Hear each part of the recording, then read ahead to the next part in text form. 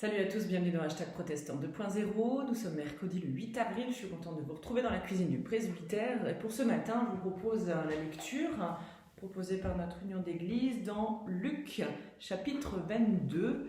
À partir du verset 1er jusqu'au 6, nous sommes au moment où la fête des pains sans levain va avoir lieu pour les Juifs. D'ailleurs, en plus, cette semaine, ça correspond à ce temps déjà qui démarre aujourd'hui. On se prépare à cette fête, mais aussi avec des restrictions, comme pour nous en Israël.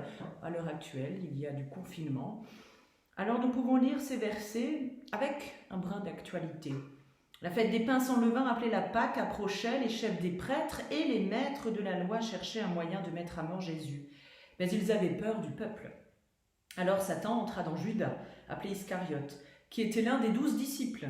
Judas alla parler avec les chefs des prêtres et les chefs des gardes du temple de la façon dont il pourrait leur livrer Jésus. Ils en furent très contents et promirent de lui donner de l'argent. Judas accepta. Il se mit à chercher une occasion favorable pour leur livrer Jésus sans que la foule le sache. Nous connaissons la suite de l'histoire, bien sûr. Jésus va être trahi par Judas. Ici commence le récit de la Passion, avec cet acte de pré-trahison de Judas, cette discussion, cet arrangement avec les chefs juifs. Ce récit de la Passion qui démarre ici rapporte que Jésus, bien sûr, malheureusement, va souffrir jusqu'à sa mort, simplement en se donnant par amour. Il est trahi par l'un de ses plus proches amis, Judas, celui en plus à qui on a confié les clés de la caisse de la communauté. Sous l'emprise du mal, du Satan, le mal qui est en lui-même, ils se sont divisés en lui. Il va comploter alors avec ses chefs religieux de l'époque pour leur livrer Jésus, qui est déjà perçu comme étant un fauteur de troubles, un révolutionnaire. Il y aura ce fameux dernier repas que Jésus prendra avec ses disciples. Jésus sera arrêté ensuite. Il subira un faux procès et il mourra sur la croix, puis sera mis au tombeau. Ce récit est lu aujourd'hui, durant cette semaine sainte, dans toutes nos églises, et il nous rappelle ce chemin de croix que Jésus va affronter, et ce, jusqu'au moment de la résurrection à Pâques. Nous pouvons prier ensemble maintenant, avec cette prière qui vient du livre de la Société luthérienne.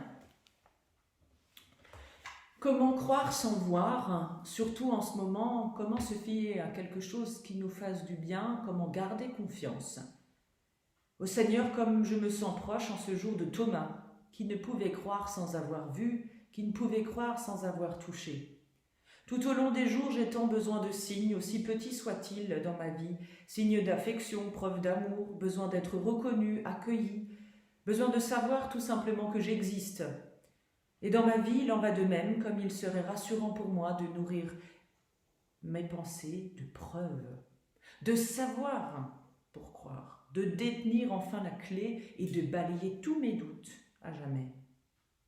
Ô Seigneur, ne laisse pas le doute s'installer en moi, fais que s'ouvrent toutes grandes les portes de ma foi, que grandisse ma confiance en toi et que je sois heureux de croire sans avoir vu. Amen. Rendez-vous tout à l'heure à 11h avec une vidéo de l'un de nos collègues et aujourd'hui de Chippy qui va nous expliquer comment elle prie aujourd'hui. C'est une vidéo pour les grands et les petits. À tout à l'heure à 11h.